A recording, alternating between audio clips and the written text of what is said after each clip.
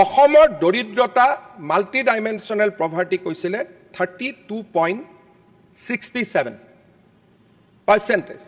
তাৰমানে আমি যদি 100 জন ব্যক্তি আছো তাৰ 33 জন ব্যক্তি দৰিদ্ৰতাৰ সীমাৰেখাৰ তলত বাস কৰে।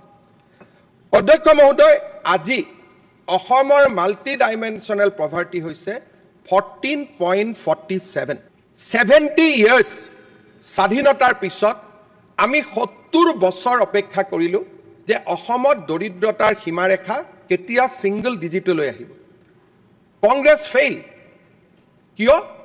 কাৰণ কংগ্ৰেছৰ দিনত বেংক একাউণ্ট নাছিল, কংগ্ৰেছৰ দিনত আধাৰ নাছিলে।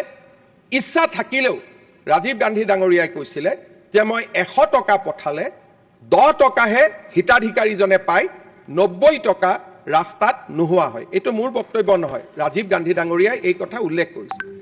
অধ্যক্ষ মহোদয়, 2015-16ৰ পৰা 2026ৰ ভিতৰত যোৱা 10 বছৰত অসমত যদি মাল্টি ডাইমেনশ্যনেল পভাৰ্টি 32.67ৰ পৰা ইট হেজ ৰিডিউচ টু 14%। আৰু আজি হয়তো নীতি আয়োগৰ নতুন যদি সমীক্ষা ওলাই উইল বি সিঙ্গল ডিজিট, মই নিশ্চিত। ইয়াত আটাইতকৈ গুৰুত্বপূৰ্ণ ভূমিকা পালন কৰিছে ডিৰেক্ট কেছ বেনিফিট ট্ৰান্সফাৰ, অৰ্থাৎ দুখীয়া লোকসকলৰ বেংক একাউণ্টত প্ৰত্যক্ষভাৱে টকা জমা দিয়া। অধ্যক্ষ মহোদয়, এই গোটেই আঁচনিবিলাকৰ ভিতৰত মোৰ ষ্টাডি নহয়, একাডেমিক কেইবাখনো পেপাৰ্ছ ওলাইছে যে অৰুণোদয়ে আটাইতকৈ ডাঙৰ ভূমিকা গ্ৰহণ কৰিছে অসমত দৰিদ্ৰতা সীমাৰেখা হ্ৰাস কৰাৰ ক্ষেত্ৰত।